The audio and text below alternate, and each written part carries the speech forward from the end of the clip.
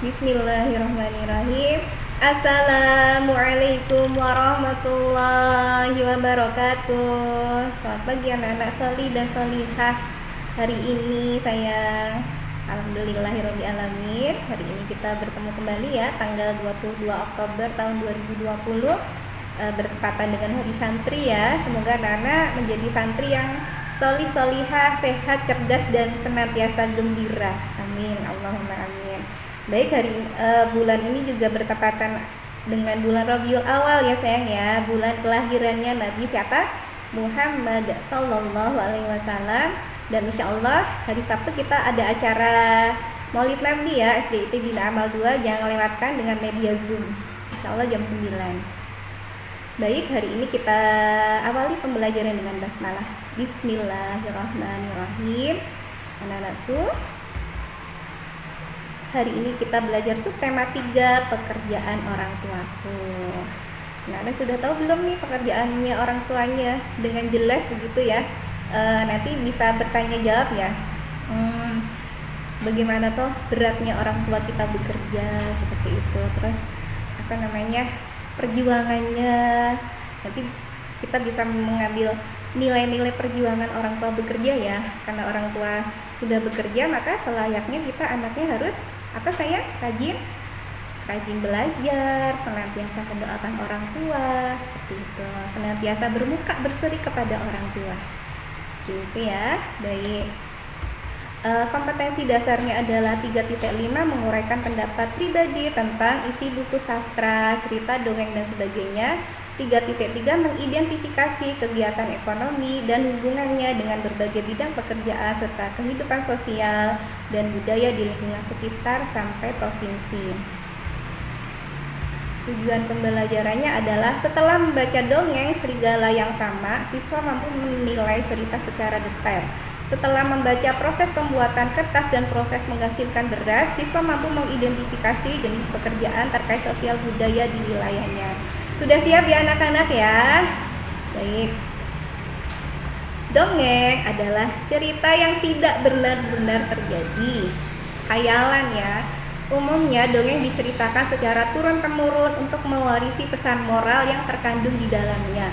Jadi meskipun cerita khayalan yang tidak terjadi, tapi dia biasa diceritakan secara turun-temurun ya. Misalnya dongeng Tangkun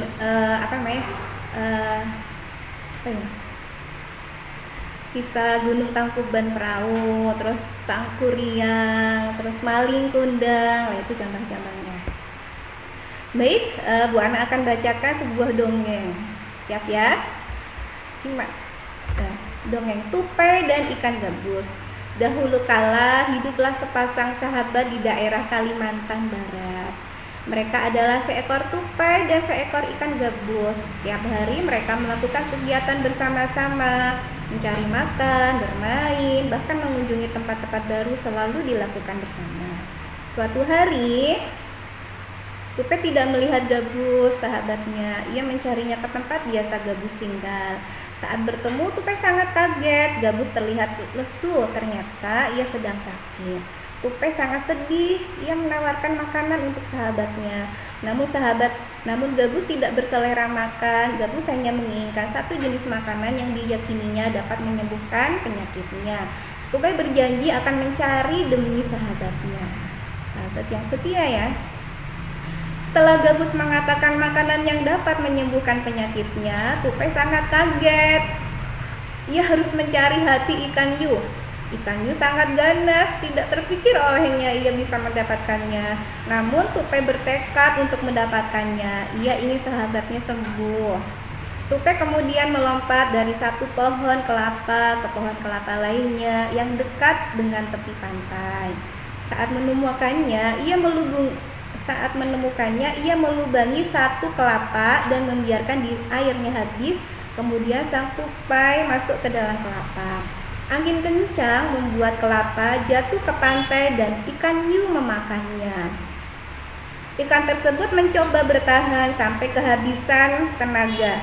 Ombak besar membawa ikan hiu ke tepi pantai. Saat itulah tupai keluar dari mulut ikan hiu dan membawa hati ikan kepada sahabatnya. Sampai di tempat ikan gabus, Tupai kemudian memberikan hati ikan hiu untuk dimakannya.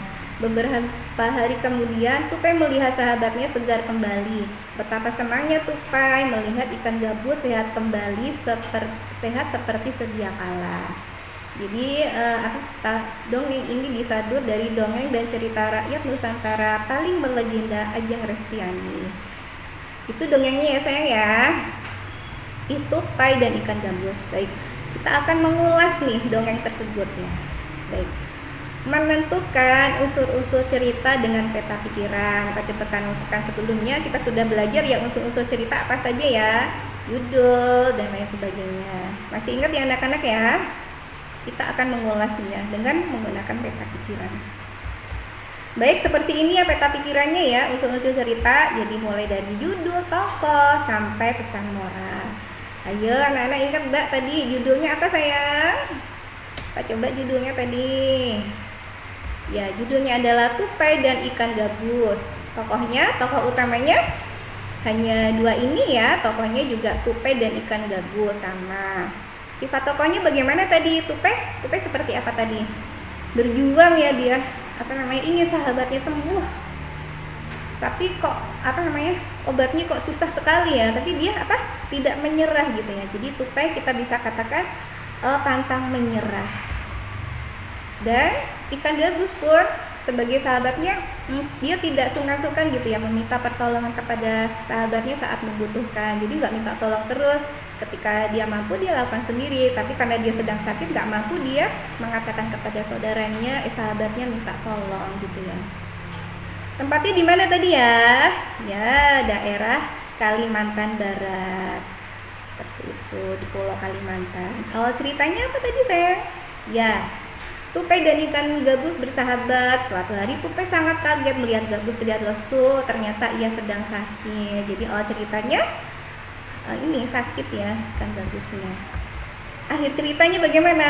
Tupai mencari obat untuk gabus, yaitu hati ikan hiu. Dengan usaha keras akhirnya mendapatkan gabus. Setelah makan obat menjadi sembuh. Alhamdulillah.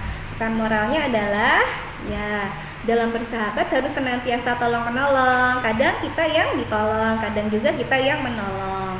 Dan harus senantiasa kompak gitu ya. Kemudian anak-anak akan berlatih ya sayang ya. Tugasnya adalah coba anak-anak berlatih menentukan unsur-unsur cerita menggunakan peta pikiran. Dongeng ada di buku Bupena 4B halaman 59, dikerjakan di buku tulis tematik ya. Baik, dari negeri dongeng kita akan menuju ke negeri nyata gitu ya di video selanjutnya. Sampai jumpa. Alhamdulillahirabbil alamin.